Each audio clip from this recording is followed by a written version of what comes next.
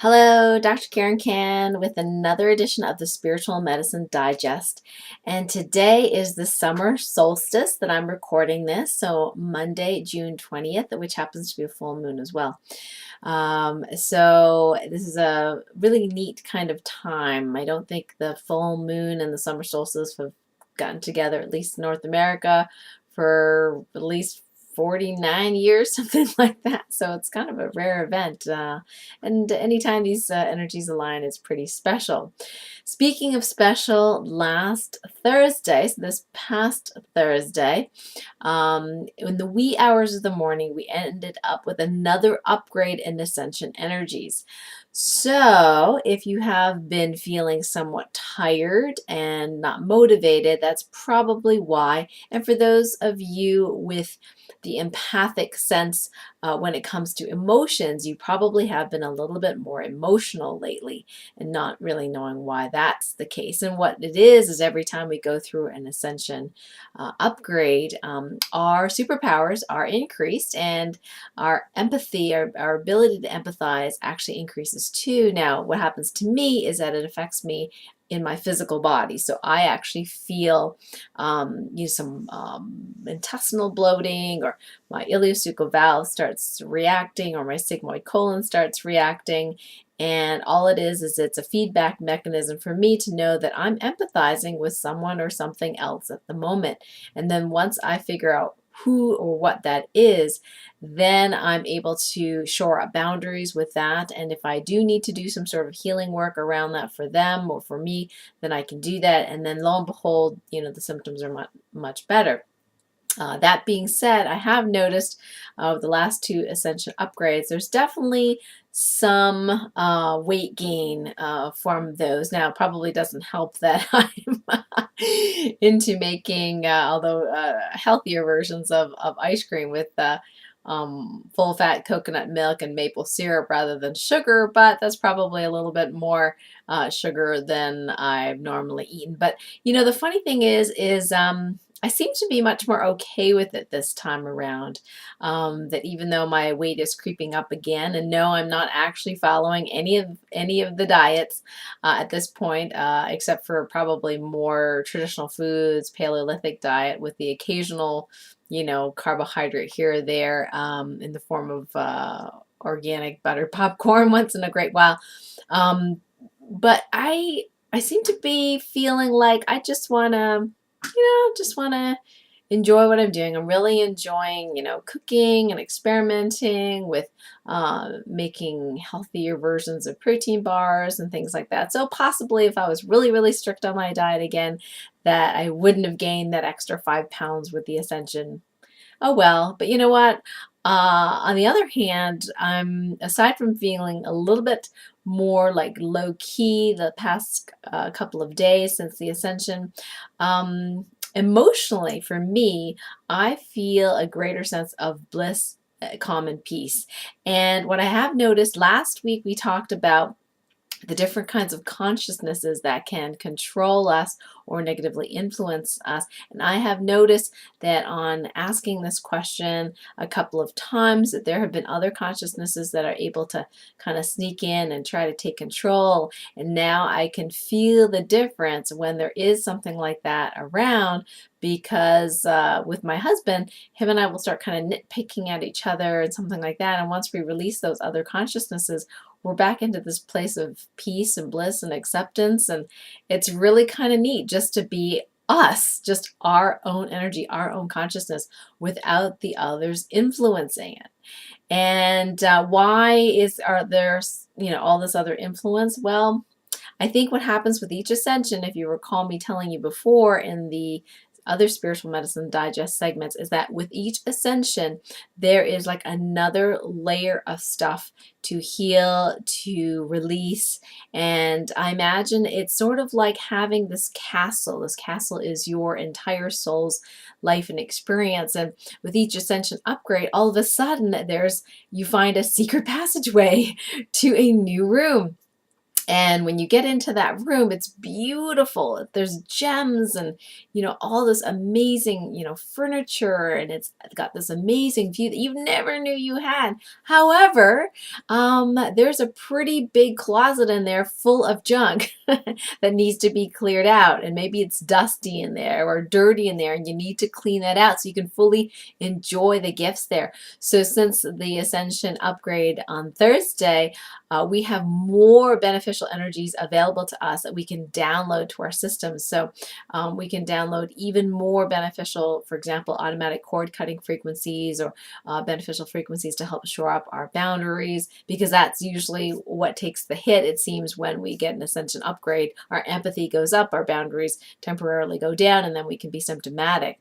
So if you're doing self-muscle testing, it's a great thing to check for yourself on a regular basis, like how happy are my boundaries spiritually, mentally, emotionally, physically, energetically, especially the energetic ones. There seems to be a lot of things interacting there.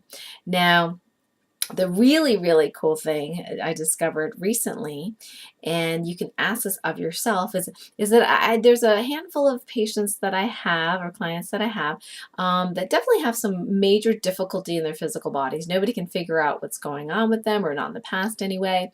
And so last week we talked about cleaning up your sleep realm. So you do definitely want to be checking, how many astral realms have I been visiting at night or will be visiting at night, and are there any non-beneficial energies there? And if there are, you can command those to be cleared, and you can download the positive frequencies to those astral realms to automatically clean and neutralize all non-beneficial energies that would ever appear on those realms. Interestingly, there were a couple of patients that had an extra astral realm they were going to. It's very unusual, at least in my brief 2 weeks of testing people, to have people go into 9 different astral realms when they sleep at night. Usually it's between 7 and 8. 9 seems to be one more than the usual. And for all those folks, they definitely had some major emotional, mental issues they were dealing with during their daytime working hours. And what I discovered with them was that, and interestingly, they were not remembering any of their dreams, and that's usually a sign that there's something amiss when they're not remembering their dreams.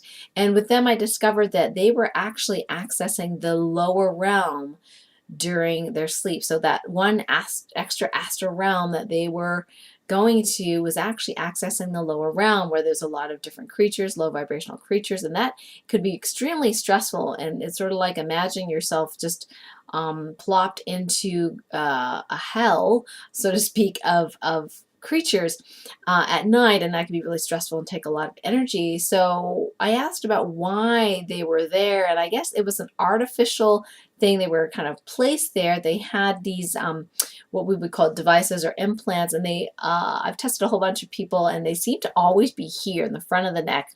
I don't know why they're there, but okay, so with this level of ascension, now we can see these implants. Now we can test for them. Now they can be released and healed. And once we released those and healed those, sort of like doing spiritual surgery or psychic surgery, then they were no longer accessing those lower realms. And in the case of this one person, who could not remember her dreams at all, and she immediately by the next day was able to remember her dreams. So maybe it was thankful that or blessed that she wasn't remembering the dreams, because that would have been pretty scary to remember being around all those lower realm entities. And one of the reasons I found it was because I asked, how many non-beneficial energies are you connecting with or you have to interact with when you're sleeping at night? And I was getting numbers way beyond the usual. Usually it's about 20 or less, but I was getting millions and millions, and I'm like, whoa, this is really weird. So that's how we discovered that some people were actually getting a key to open the door to the lower realm, and it was not appropriate for them to be there, but it was it was like these implants in them artificially made them access that realm. Was not appropriate. So once we remove those, then they're no longer accessing the lower realms when they're sleeping, which is very good. The other thing you can ask yourself is, how happy is my astral body, and how intact is my astral body's shield? Now, I didn't know there was such a thing as an astral body shield, but interestingly enough, when we ask that question, sometimes it's pretty low, and it totally makes sense for the people that I test who's the lowest. It totally, it resonates with the kind of symptoms that they have. And so we found different things, connected or attached to the astral body or lodged in the astral body shield, some spiritual toxins, energetic toxins that we can release, and therefore they can shore up that astral body and get that astral body nice and firm and intact. So not only are your shields up during the daytime, but also at nighttime. So if you have not been part of my class last week, which is detoxifying and rejuvenating your energy body, you definitely want to check the replay on that. So check on my website, on my blog articles, for that link for that class. So you can, the replay is now up. You can watch it at any time after you register for that class. And energetic boundaries, the radio show with Cindy Dale this week. She was just so wonderful to interview, and this is a must for everyone who understands that we are in the energy intuitive age, and these boundaries are really, really important for us to connect with and make sure that they're shored up, so we don't suffer having to, feel everybody else's stuff, because with each ascension, again, we're getting sensitive. So you definitely want to listen to the replay of that if you did not listen to the interview live Monday at noon this past week. And so the big news this week is, aside from finding people going to the lower realm when they sleep at night, is that if you check in how many different bodies you have. You've got spiritual, mental, emotional, physical, energetic. Those are the common ones. Astral body as well. Those are the common ones I kind of test for. They sometimes are called different names, but for the purposes of testing, they're very useful to divide it up into that way. And here's the magic question for this past week is, how many dimensions is each body resonating or vibrating at? Because what I found is, for people that have all sorts of weird, niggly physical problems that seem not to get better with no matter what they do, one of the reasons is because their physical body is actually vibrating at multiple dimensions. But it's one thing to say we're multi-dimensional people, but it's another thing for your liver to be in the third dimension, and your kidneys to be in the fourth dimension, and your pineal gland to be in the fifth dimension or higher. Now, on the physical body is pretty dense, so if the different parts of you are resonating at different dimensions, that could pose some problems. I liken it to, if you're a Star Trek fan like I am, being in the transporter, and Captain Kirk is being transported from the ship to another ship or on the planet, and part of him is still on the transporter pad, part of him is lost in space somewhere, and part of him is on the planet.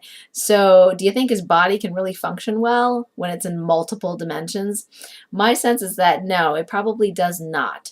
So as we get higher into these ascension energies, sometimes maybe our parts of us are phasing in and out of different dimensions, and they're not kind of talking and syncing. So I call this dimensional syncing or harmonizing. So you can ask, how many dimensions is my physical body or parts of my physical body resonating at?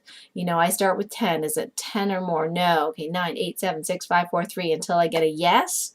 And then we do a Tolpacan healing around that. And sometimes it does take a little bit more work, at least for now, figuring out what the imbalances are preventing us from syncing. But sometimes we can sync each body dimensionally by just asking for it. So it is now commanded that my physical body and all of its components be synced dimensionally and harmonized dimensionally, so that it only resonates into one dimension that is for my highest and greatest good. Thank you. And then you can recheck again. And you may have to do this a couple of different times. For now, we don't have a quicker way to do it, but I will be adding these frequencies in to my Ascension audio programs that we will be launching again in the near future. So it'll be a little easier for everyone to be able to do that kind of dimensional syncing and harmonizing. So check each of those bodies: spiritual, energetic, mental, emotional, physical. How many dimensions are those parts resonating at? Now, each of those parts do not need to resonate perfectly with each other. For example, your spiritual body may be resonating at the seventh dimension, but your physical body is only in the fourth dimension. That seems to be okay, because we know the physical body takes a little bit longer time to get up there. But what seems to be disruptive is if within each of those bodies, if we're in multiple dimensions at the same time, so different parts of the body or different parts of that type of body is not syncing, syncing, in the same dimension. In fact, we've had a few people, they're the ones that are the most symptomatic, that we have found that their physical bodies are in 7 or 8 different dimensions at the same time. And interestingly, some of the organs tend to be in higher dimensions quicker, the pineal gland being one of them. So you may even ask which parts of my body are in X dimension. And so you can kind of know which dimension each part of the body is. We had somebody with, one half of their body's lymphatic system was in one dimension and the other half of the lymphatic system was in another dimension. So that's kind of tough. So that's the really, really cool news for today. This is something you can do healing around and make the intention to be able to synchronize and harmonize the dimensions within your body. It's definitely a new way of looking at the multi-dimensional self, that's for sure. So this week, be kind to yourself. Remember, you may feel a little bit more tired since the last ascension, so see if you can get a little bit more sleep. Drink more water, and just be easy on yourself. Don't be so hard on yourself, and just realizing that sometimes when you're not feeling good, you just might be feeling some global stuff.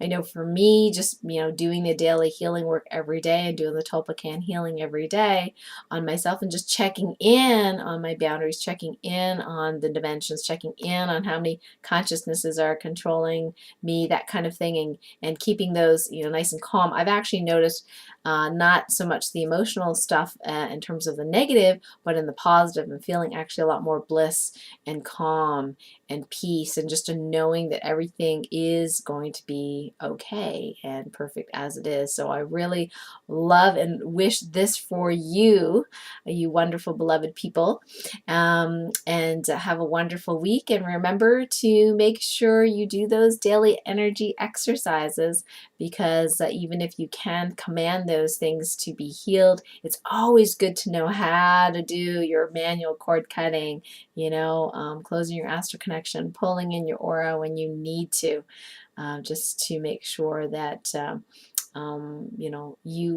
it's just like brushing your teeth, or combing your hair, or going into the shower and cleaning yourself. It's just part of self-care. And once the universe knows that we're pretty good at doing that, then it's going to be a heck of a lot quicker, and you will not have to do these on a daily basis in order to feel good. But until then, do your homework and have a wonderful week. I love you all. Bye-bye.